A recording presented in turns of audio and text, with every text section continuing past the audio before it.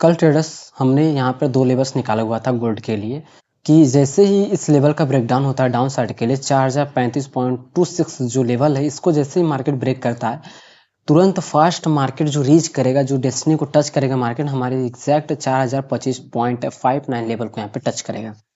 और जैसा हमने सोचा हुआ था कल उसी तरीके से यहाँ पे गोल्ड में यहाँ पे ट्रेड हुआ। जैसे इस लेवल का ब्रेकडाउन आया उसके बाद देखो 9.82 तक मार्केट मोमेंटम के डॉलर मार्केट ने डाउन साइड यहाँ पे मोमेंटम किया।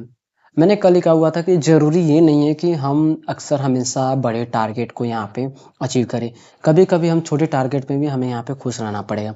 तो यहाँ पर देखो तो मार्केट ने एग्जैक्ट हमारे लेवल को डेस्टिनी को टच करने के बाद इसी लेवल के पास ही यहाँ पर देखो कितनी देर तक मार्केट कंसोलिडेशन यहाँ पर किया हुआ है। ये देखो आप, मार्केट बहुत देर तक यहीं पे रेंज का फॉर्मेशन करने के बाद मार्केट में फिर उसके बाद क्लोजिंग आने के बाद, ठीक है, जब हम एंट्री प्लान करते हैं और वहाँ पर एसएल हिट होता है या टारगेट हिट होता है, उसके बाद मार्केट कैसा भी परफॉर्म करे हमें उससे मतलब नहीं है। हमें मतलब ये है कि हमने जब भी एंट्री किया टारगेट हिट हुआ या नहीं हुआ, या जो हमने ऐसा लगाया वो हिट हुआ या नहीं हुआ, सिर्फ हमें इन्हीं 2 चीज़ों से यहाँ पे मतलब रहता है और किसी चीज़ से यहाँ पे मतलब नहीं है। ठीक है, तो चलिए उसके बाद देखते हैं और क्या व्यू है गोल्ड का, नेक्स्ट किस तरीके से हम यहाँ पे एंट्री प्लान कर सकते हैं और कौन से सपोर्ट और कौन से वो रेजिस्टेंस है जहाँ से मार्केट रिवर्स हो सकता है, और सबसे इम्पोर्टेंट कि डेस्टिनी है कौन सी है, कहाँ तक मार्केट यहाँ पे मोमेंटम कर सकता है। अब यहाँ पर देखो गोल्ड में प्राइमरी ट्रेंड का डिस्कस करते तो यहाँ पे अप ट्रेंडिंग का मोमेंटम बना हुआ है। सेकेंडरी ट्रेंड की अगर डिस्कस करें तो मार्केट में जो ट्रेंड है वो सेकेंडरी ट्रेंड बिल्कुल पूरी तरीके से डाउन ट्रेंड है, और प्राइमरी ट्रेंड का डिस्कस है तो मार्केट में जो कि अप ट्रेंडिंग मोमेंटम हमें बनते हुए देखने को मिला है। तो गोल्ड देखो साइकोलॉजिकल लेवल $4000 के पास मार्केट यहाँ पे ट्रेड कर रहा है। तो अक्सर आपको पता ही होगा जब भी मार्केट किसी एक साइकोलॉजिकल लेवल 4000, 4100, 4200, 4300, 4400, जो भी ये सब लेवल होते हैं, ये सब एक क्या है कि एक साइकोलॉजिकल लेवल रहते हैं। और जैसे मार्केट इन सारे लेवल्स पे पहुंचता है तो मार्केट की अनयूजुअली तरीके से परफॉर्म करता है। तो वैसे लेवल पर मार्केट ना ही अप साइड ना ही डाउन साइड कम चांसेस रहता है मोमेंटम करने का।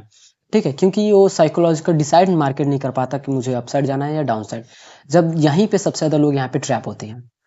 अब देखो यहाँ पर क्या है कि मार्केट जैसे इसके पास आया तो फिर देखो रेंज बॉडी जो है धीरे धीरे यहाँ पे छोटी बनती जा रही है। अब यहाँ पर हमारे लिए जो सपोर्ट और रेजिस्टेंस निकल के आएगा अप साइड का डिस्कस करें तो यहाँ पर अप साइड के लिए हमारे लिए जो रेजिस्टेंस है, ठीक है, रेजिस्टेंस का अगर हम डिस्कस करें तो यहाँ से लेकर ये सारी जो विक्स है नीचे की, अब यहाँ तक पूरे तरीके से यहाँ पे कंसिडर होगा हमारे लिए क्या है, ये एक रेजिस्टेंस है। अब वहीं पर अगर हम डिस्कस करें डाउन साइड सपोर्ट के लिए तो डाउन साइड सपोर्ट का अगर डिस्कस करें तो डाउन साइड सपोर्ट का, ठीक है, आप एक बार लेवल्स को देखते रहो। ठीक है, हाँ, ये जो लेवल है ये हमारे लिए डाउन साइड का सपोर्ट रहेगा। ठीक है, आप लोग इन दोनों लेवल को एक बार ध्यान से यहाँ पर देख लो। और यहाँ पर अगर जोन का डिस्कस है तो अप साइड के लिए जोन जो कि 4037 से लेकर 4035, और यहीं पर डाउन साइड का डिस्कस है तो 4008 से लेकर 4005 का जो जोन है ये हमारे लिए डाउन साइड सपोर्ट है और अप साइड का रेजिस्टेंस। अब इसके बाद देखो हमारे लिए जो डेस्टिनी निकल के आता है प्राइस के जो बिल्कुल पास में जो स्विंग रहता है ये हमारे लिए क्या होता है, डेस्टिनी होता है। ठीक है, अक्सर मैं हर एक वीडियो में आपको यहाँ पे बताया हुआ हूँ। अब ये हमारे लिए डाउन साइड का डेस्टिनी है, और डेस्टिनी का अगर डिस्कस करें तो ये जो लेवल है 3975 का जो लेवल है ये हमारे लिए डाउन साइड का डेस्टिनी है। और वहीं पर अगर मैं बात करूँ अप साइड डेस्टिनी का तो अप साइड में जो डेस्टिनी है वो बिल्कुल भी पास में हमें यहाँ पर देखने को मिल रहा है। ठीक है, अप साइड डेस्टिनी जो है कि 4052 का जो लेवल है हमारे लिए अप साइड का डेस्टिनी है। अब यहाँ पर हमें एक चीज़ और देखना होगा कि मार्केट के लिए जो सबसे पास में डेस्टिनी कौन सा है। अप साइड के लिए डिस्कस करें तो 38.88 डॉलर का है, और वहीं पर डाउन साइड का अगर मैं डिस्कस करूँ तो 38.8। वाह, एग्जैक्ट बिल्कुल भी सेम अप साइड और डाउन साइड का हमारे डेस्टिनी निकल के आ रहा है। मतलब कि यहाँ पे जो मोमेंटम हमें देखने को मिलेगा मार्केट में, जो मोमेंटम है इसके बेसिस पर हमें ये पता चलता है कि मार्केट साइडवेज यहाँ पे पहले हमें ट्रैप करेगा या मार्केट जिस पे साइड ब्रेक करेगा उस साइड मोमेंटम करेगा।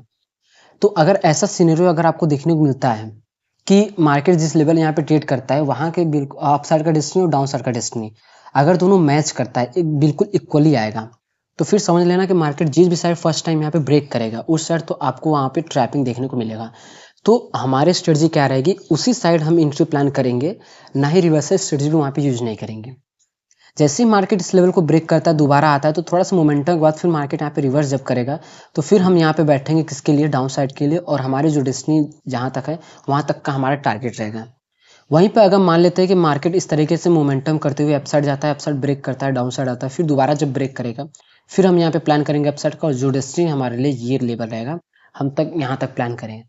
अब आप ये सोच रहे होंगे कि डेस्टिनी देखने में तो डाउन साइड का हमें ज़्यादा लग रहा है, और अप साइड का जो डेस्टिनी है बिल्कुल पास लगा है, अगर हम लेवल्स के बेसिस पर अगर यहाँ पे डिस्कस करें। बट लेवल से ज़्यादा इंपॉर्टेंट ये है कि मार्केट जिस कहाँ पर ये ट्रेड कर रहा है, ये सबसे ज़्यादा यहाँ पे इंपॉर्टेंट है। तो इसके कारण से हमने यहाँ पे कंसिडर किया हुआ है कि जो डेस्टिनी है वो दोनों साइड इक्वली है, ठीक है। अगर ये पास में ट्रेड करता है, ठीक है, ये जो अभी फिलहाल मार्केट प्राइस जो ट्रेड कर रहा है, ये बिल्कुल भी नीचे मिड में यहाँ पे ट्रेड कर रहा है, तो इसके लिए हम यहाँ पे ये स्ट्रेटजी आज यूज करेंगे। तो इसके बेसिस पर आज की एंट्री हमारी होगी, ये हमारा सेटअप रहेगा आज के दिन। इस तरीके से हम यहाँ पर वर्क करेंगे गोल्ड में।